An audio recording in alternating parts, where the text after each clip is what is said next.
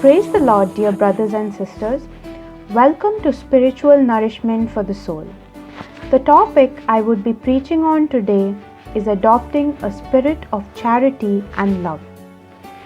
Deuteronomy 15:11 tells us, "For there will never cease to be poor in the land.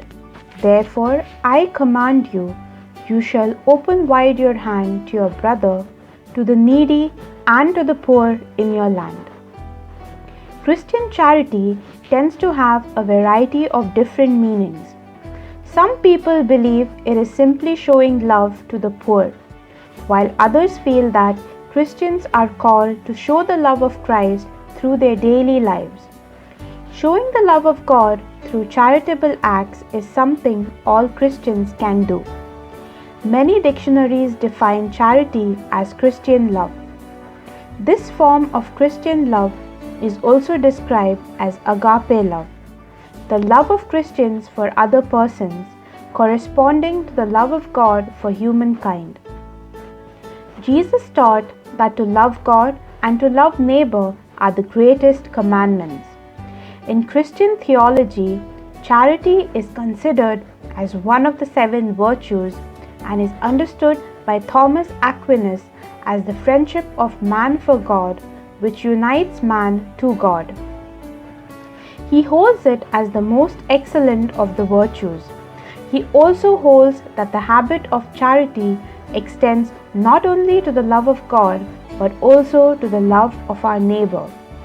The Catechism of the Catholic Church defines charity as the theological virtue by which we love God above all things for His own sake, and our neighbor as ourselves for the love of God.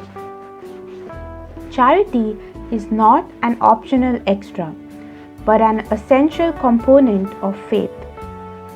Charity in Christianity is not just mere almsgiving and should not be seen only as an obligation or a duty. In fact, charity is love. As Christians, we must believe that God's love and generosity towards humanity moves and inspires us to love and be generous in response to His unwavering and unconditional love. Pope Francis rightly explains the meaning of almsgiving or works of charity when he says that almsgiving is not simply hastily given change without looking at the person, without stopping to talk or understand what they really need. Instead, it is an act of sincere attention for those who come towards us to ask for our help. It is something done in secret and whose value only God sees and understands. Further, in his speech on charity, he makes a point that we must not use giving money as an excuse to pass over people in need without letting them affect us. For us, almsgiving must also be a sacrifice. My dear brothers and sisters, if charity does not carry all the richness of mercy, it becomes another means of maintaining the status quo. Real love requires face-to-face contact. It requires one life changed and impacted by another's, and vice versa.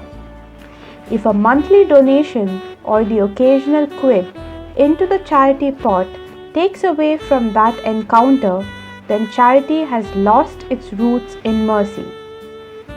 In Matthew's Gospel, Jesus identifies himself with those who are poor and excluded, and teaches us that we will be judged not on how beautiful our altars are, but on the way that we treat others.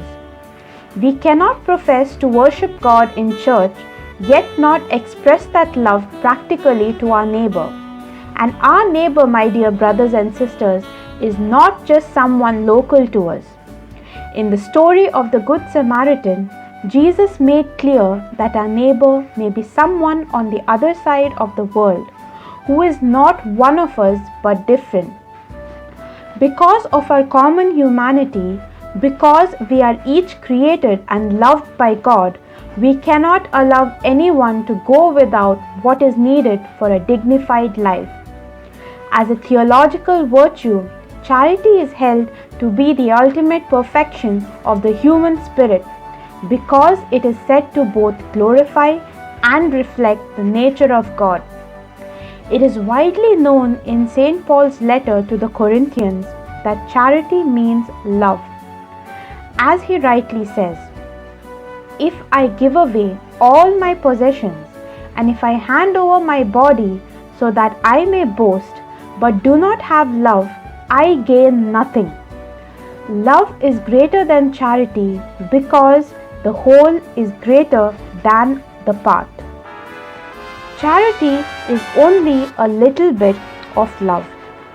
When the apostles Peter and John were going into the temple, there was a lame man who was asking for alms.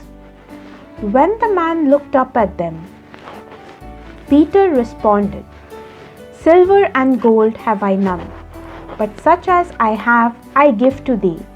In the name of Jesus Christ of Nazareth, rise up and walk." And he took him by the right hand and lifted him up, and immediately his feet and ankle bones received strength. And he, leaping up, stood and walked and entered with them into the temple, walking and leaping and praising God. In the above story, we see the charity Peter did when he did it with a compassionate and loving heart. Though the man was expecting money, he received less and more. He received less pity and more love, less money and more worth, less limitation and more freedom, less pain and more health. My dear brothers and sisters, this is true charity that we all are called to practice in our daily lives. The pure desire to help the man, the love for him, and the love for and confidence in God transform this man's life. This is the kind of charity we need to be expressing to all of humanity, regardless of whether or not they have been victimized by natural disasters, crime or abuse, or stereotyped into religious, economic, social or ethnic groups. My dear brothers and sisters, learn to love without distinction, without calculation, and without procrastination. Just lavish it upon the needy and the poor.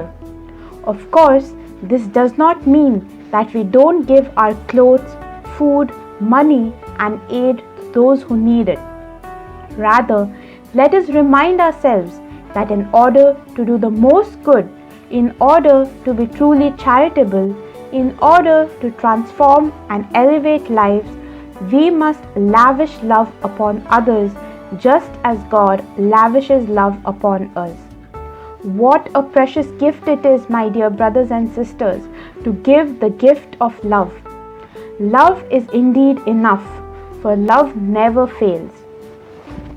Now, my dear brothers and sisters, as I conclude my session for today, I would like to mention a quote by Saint Mother Teresa that I came across while I was preparing on this topic. She says, "It is not the magnitude of our actions, but the amount of love that is put into them that matters." Dear brothers and sisters, remember that the world needs charity, but it needs charity that is done with love. For us Christians, charity should not be a demeaning handout. Rather, it should be a vibrant expression of love.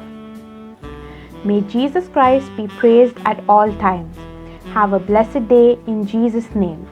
This is Pearl Rodrigues from Kadosh Marian Ministries. God bless you all.